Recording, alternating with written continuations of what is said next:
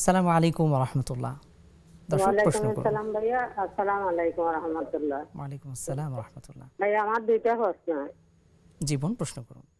আমার একটা প্রশ্ন হয়েছে যে আমার হাজবেন্ড মারা গেছে আজকে 5 মাস। তার কথা কি মনে হলে আমার গুনাহ হবে ভাইয়া? জীবন আরেকটি প্রশ্ন।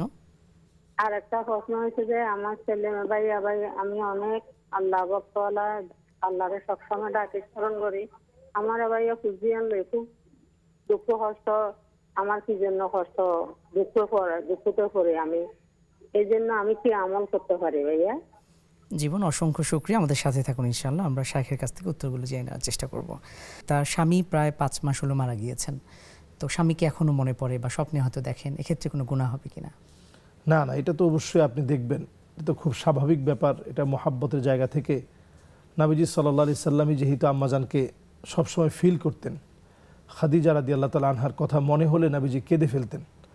এবং নবীজি সাল্লাল্লাহু আলাইহি সাল্লাম খাদিজা রাদিয়াল্লাহু তাআলা আনহার স্মৃতিকে বুকে লালন করে রেখেছেন সারাটা জীবন ধরে, এত বেশি ভালোবেসেছেন। তো এটা সওয়াবের কাজ এবং চিন্তার পরিশুদ্ধতা থেকে এটা অত্যন্ত ভালো মনের পরিচয় যে আপনি আপনার স্বামীকে মনে রেখেছেন, স্বপ্ন দেখেন, এটা অনেক বড় বিষয়। তো এটা কোনোভাবেই গুনার কারণ না, বরং এটা সওয়াবের বিষয় হবে, আপনাদের মহাব্বতের ভালোবাসার এটা অনুপ্রেরণা হবে।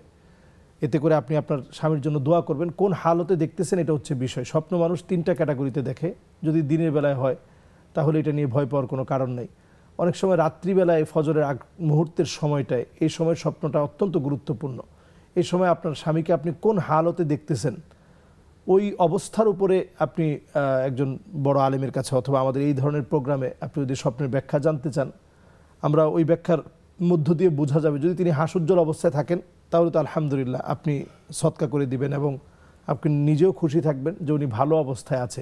যদি এমন কোনো অবস্থা দেখেন যে ওনার কাপড়টা একবার জীর্ণ শীর্ণ হয়ে গেছে, শুকিয়ে গেছেন, তাহলে বলবো যে আপনি ওনার জন্য দান খয়রাত করবেন, আল্লাহর কাছে ওনার জন্য দোয়া করবেন। তিনি আসলে তার জীবনযাপনের ক্ষেত্রে নানা রকম ডিফিকাল্টিস বা দুঃখ কষ্ট এটা আসলে সবার জীবনেই থাকতে পারে। তো তিনি প্রশ্ন করেছেন যে এটা কেন তার ক্ষেত্রে হয় এবং এখান থেকে উত্তরণের কোনো উপায় আছে কিনা।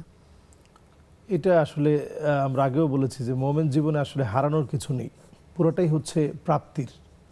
আপনি আপনার জীবনে হতাশা, দুঃখ, দুর্দশাগ্রস্ত যখনই হবেন, আপনি আল্লাহর কাছে নিজেকে আরও বেশি সঁপে দিবেন এবং মনে করবেন যে আল্লাহ তাআলা যদি আপনাকে খাইয়ে খুশি থাকেন, আপনি খুশি থাকতে হবে।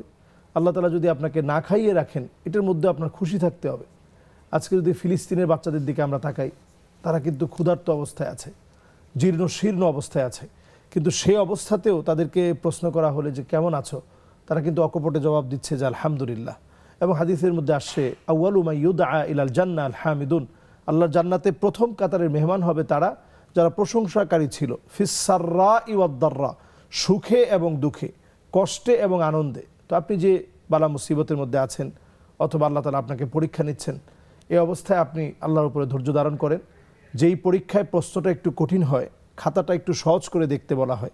আবার যে পরীক্ষায় প্রশ্নটা একেবারে খুবই সহজ হয়ে যায়, খাতাটা একটু হার্ড করে দেখতে বলা হয়। তো আপনার ক্ষেত্রে আল্লাহ তাআলা যে পরীক্ষা নিচ্ছেন, অবশ্যই আল্লাহ তাআলা আপনাকে ভালো অনেক ফলাফল দিবেন ইনশাআল্লাহ। অর্থাৎ হতাশ হবার কিছু নেই এবং এক্ষেত্রে করণীয় হচ্ছে সবর করা, ধৈর্য ধারণ করা। আল্লাহ সুবহানাহু ওয়া তাআলা এর উত্তম বিনিময় দান করবেন ইনশাআল্লাহ।